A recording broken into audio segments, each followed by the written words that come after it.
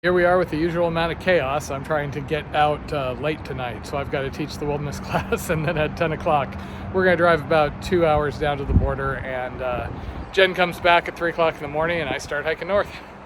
The wilderness travel course runs from 7:30 to 10 p.m. once a week on Tuesday nights, so unfortunately we had a late start. And there's Mexico. And after it turned out to be harder to camp right at the monument than was advertised, we are here at Cleef in the PCT area. And now we get a few short hours of sleep.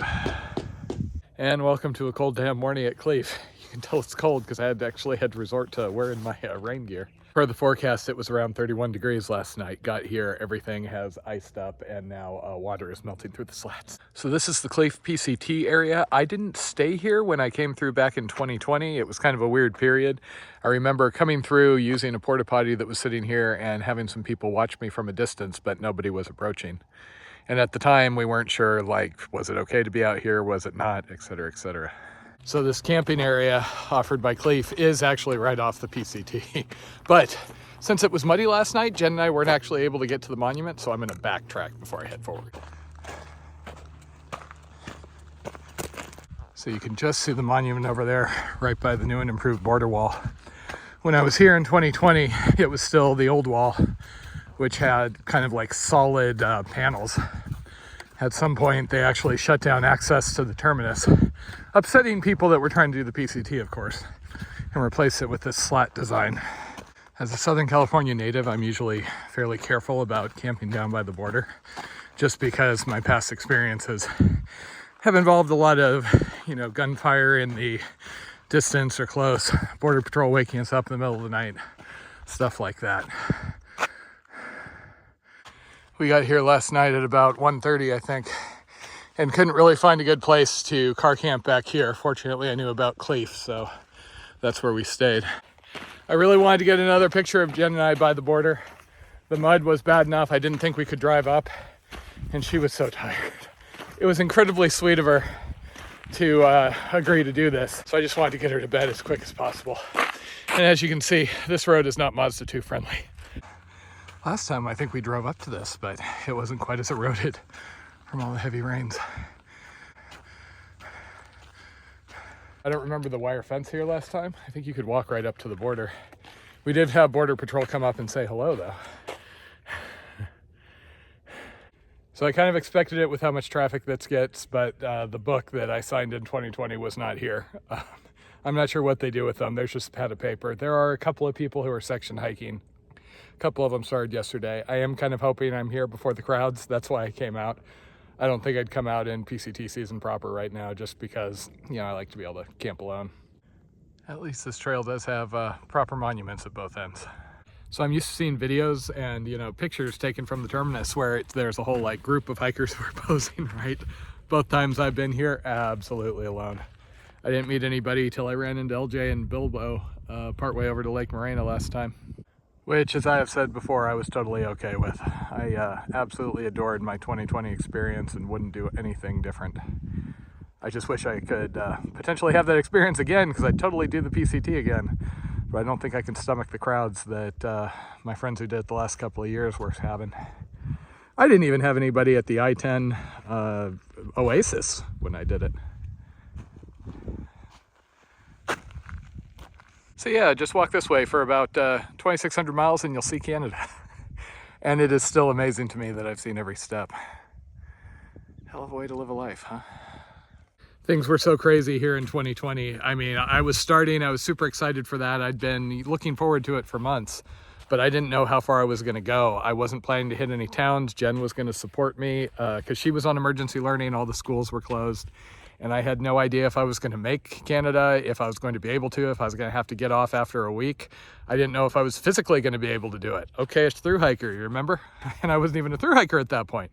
I'd had bad knees, knee surgery, all of that. And I had done plenty of mountains. I'd done plenty of shorter backpacks, but I'd never done anything that required a 0 day or any of those things that you kind of get into doing a thru hike. I've seen people post videos of themselves screeching at the 1 mile mark, the 3 mile mark, being so excited. I remember being worried.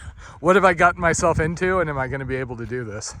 Hopefully, if you're seeing this in the future, you look at my videos and you see me at the New Mexico border in, a couple of months. As far as the plan this time, I am just aiming to get miles. I basically am free and clear until Monday, so I'm gonna get as far as I can. Think I can probably get through section A. Jen has a plan to come down Friday night after work. We've got a trail angel near Julian who's helping us out. She's gonna drop her car, come meet me at the Sunrise Trailhead, and we'll get to hike a couple of days together, which is always fun. I had one of my friends at the wilderness class ask me why I was doing this again. And honestly, it is just because the PCT is very straightforward. Don't get me wrong, it is not an easy trail. Anybody who spends 100+ days out here tromping away will tell you there are plenty of hard bits.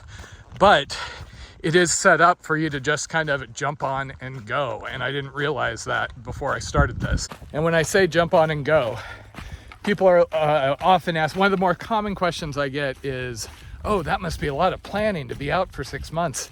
And it's really not. For example, where I'm starting here down at the border, Mount Laguna is at mile 40. So I'm not planning for, 6 months, even 5 days. I'm just planning to get to mile 40. At that point, you resupply, you reassess how fast you're moving, how much food you're going through, and you make the plan to get to Julian at mile, 71, and you just jump forward like that. It's basically a long series of 3 to 7 day hikes with little to no recovery in between, if you're me. This time of year, the only permit required to do this section is one for the Toscano Wilderness. It's one of those where you just email them and they send it to you.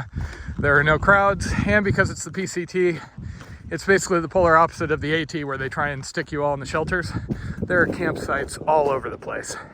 So I know that I can just come out, do easy miles, not have to carry a ton of food, and I love the desert section.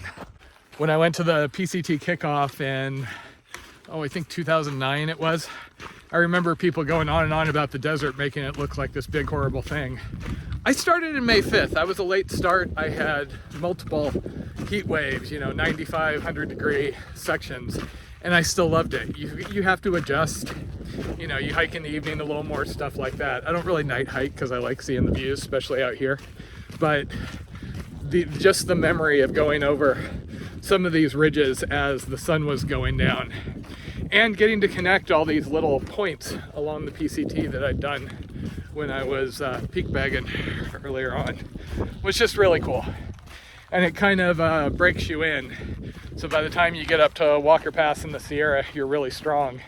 So it's kind of the iconic section to me. I honestly, I think of this section more fondly than I do the Sierra. The Sierra was fun, but I had done the JMT twice, fast packing them.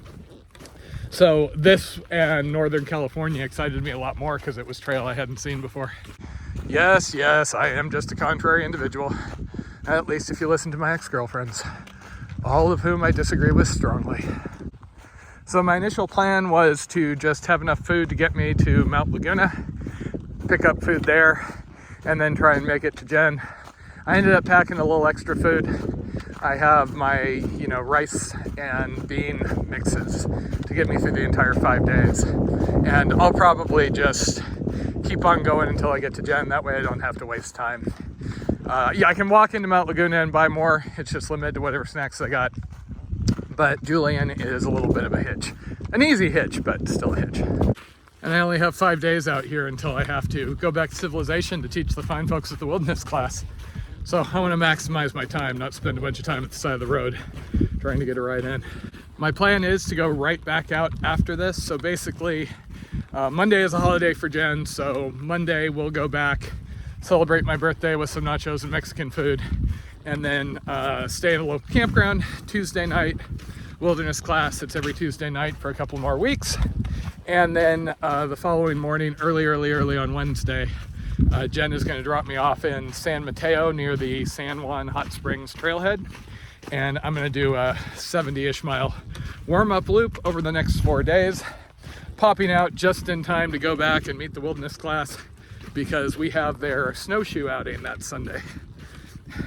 At which point I have a couple of more weeks of civilization before March 18th rolls around and the summer begins. I remember the start of my warm-up trips last year thinking, if I just get all the warm-up trips done, and they're all successful, they don't get rained out, etc., I'm gonna have a really epic summer. And I did. Still bummed I wasn't able to do all of the CDT in one shot, but you know, at least I can say that I, honest to God, gave it my all. I don't think I had anything left as far as pushing past once I got Noro and what that did to me. My warm-up is kind of limited this year, just due to how things have been. I was sick, plus rain, and just limited time with the wilderness class, other commitments. But if everything goes to plan, once March 18th rolls around, I will be out until November, December sometime. I'll be hiking the Arizona Trail first. Plan is to continue into Utah after that, because I have to kill time until June 5th, at which point Jen and I are going to fly up to Minnesota, and we're going to paddle the Mississippi source to sea together, and hopefully finish that by the time she has to go back to school. Jen goes back to school, and I go back to the CDT to finish that up.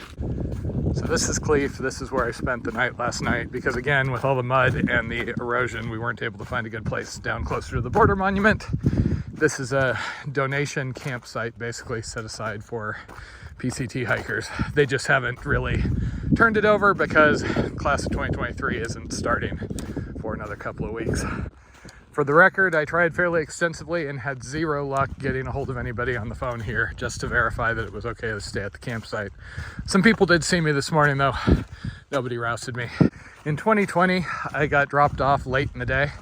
I think we were here at like 4 o'clock in the afternoon or something like that. So Jen left me. I would see her a couple of days later when she hiked in on the other side of Morena. And I basically just started hiking, got 5 miles in, set up camp without seeing another person. Didn't start meeting people till the next day. Class of 2020, supposedly only 300 some of us finished, so far less out here than usual. And I started May 5th, evening of May 4th, because I had Sierra Club commitments. And also, I know the snow issues in the Sierra, and I intentionally didn't want to start super early, because forget the crowds. The big pain to me is getting to Kennedy Meadows early and having to either cross the Sierra in post-holing snow, which slows you down and makes it kind of miserable, or getting there and having to wait. I know somebody had to wait 7 weeks at Kennedy Meadows before they could actually get into the Sierra in reasonable conditions. Versus I had a general plan, and when we got up to the Sierra, basically rolled on through, did the big 180-mile food carry, which is the awesome way to do the Sierra, never mind going out to Bishop, etc., etc. And then we were off. 148 days later, I was standing at the Canadian border, and at that point I'd already decided I was doing the Florida Trail, and was rapidly deciding I was going to do the AT, which of course turned into Key West, Canada, and I'm still not sure how I pulled that off. And PCT mile 1. Stand by me. Welcome to the grand metropolis of Campo. By the way, if you see dog tracks on the trail ahead of me, that dog was growling and snapping at my tent this morning. So when I came and did the PCT, I was a purist. No skips, flips, slack packing, wanted to do every step. And I was very lucky and I was able to finish that. And my one regret after all of that, really happy with how it went, I just wish I'd taken videos. I was taking pictures, I did write-ups. I have kind of like an ebook thing where I'm trying to edit that together, fix up what I put out on the website at the time. But the reality is, having done that way and then doing videos on the Key West and the CDT hikes, that really takes you back to the moment much better. So yeah, especially with how unique that year was. But I was very did not like the stereotypical hiker influencer thing, and hadn't kind of figured out how to do it in a way that made me happy yet. So yeah, if you're wondering why this video is probably going to be a half-hour long and I'm recording all these boring sections, it's because I want to capture it. I feel so nostalgic about hiking through here now, as one does after a through hike. So yet another kind of funny story. When I started this trail in 2020, I had been preparing. I tried the Condor Trail, did about 100 and some miles of it, and did a lot of other things, so I thought I was in good shape. Started out and I was doing 15 miles a day, feeling pretty good about myself. only to start running into person after person that was doing sustained 30-mile days. I actually started to panic just thinking that, you know, maybe I'm not in good enough shape for this. But again, I was late, so the main bubble had gone ahead. It was a year with not many people, and any of the foreign nationals couldn't get in that year / had to go home, so it was kind of a rarefied selection. These days, 15 to 20 starting out is kind of where I aim. I would rather start a little bit slower, because even when I've been doing really, really long hikes and I only have a couple of months off trail, at least for me in my 40s, my conditioning goes away kind of quick, so I have to ease back in. Otherwise, I am just asking for yet another overuse injury.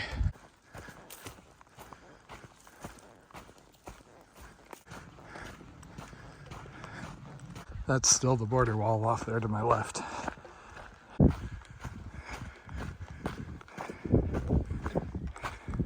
So this spot at 4.4 was actually my first meal on the PCT. Came here, cooked dinner. Only time I cooked dinner ahead of time, and then made camp.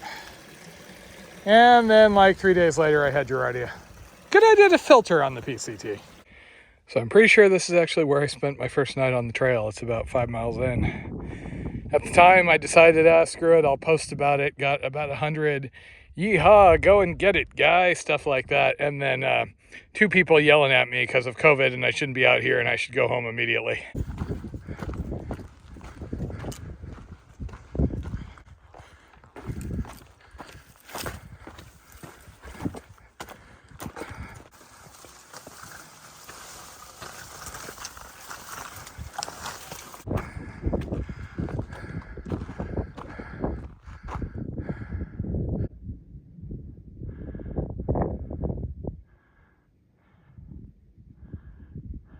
It is a chilly day. I've been climbing for a good chunk of the day, but this is going to be the biggie. So this is Hauser Canyon. The bottom's about mile 15. Hopefully the bottom has water, otherwise I'm going to have no choice but to push it onto Morena. So it's currently a little before 3 o'clock. Rumor has it the canyon was dry about a month ago. Rumor / gut hook comment. But we'll see. It obviously rained here in kind of the recent past.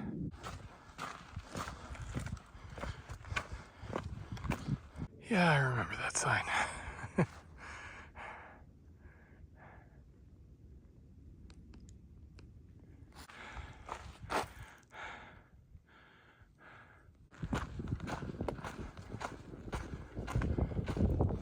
Well, damn. I'm here at the bottom, and I was assuming I was going to see something, but guess not. Dry. So there are gut hook comments saying that people found water 1.7 miles down the canyon, but that's not worth it. It's 5 miles to Morena. So I'm just going to push on. I still have a liter and change, so I could theoretically make it through the night if I need to, but that's getting dangerously close to me not having coffee in the morning.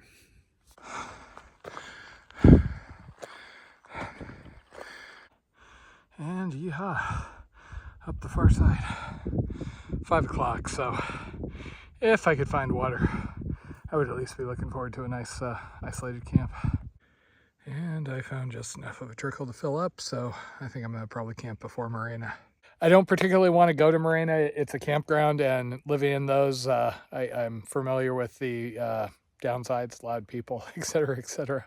I'd rather have a nice quiet camp, so it's either camp on this side or camp on the far side. And that might be pushing it a little with how cold and how dark it's going to be. It is currently 5:45, meaning I'm going to lose daylight here pretty quick. It's only about 2 miles down to Lake Morena Campground, but like I said, I don't want to stay there. And it's about 4.5 to the first post Lake Morena campsite that I really would, want to stay at. That's actually where I stayed my second night in 2020. So I think I'm going to call this home sweet home for tonight. Just me and the cows up here. I only got a couple hours of sleep last night, so yeah, I'm looking forward to getting the tent up and getting some hot food. And home sweet home for the night.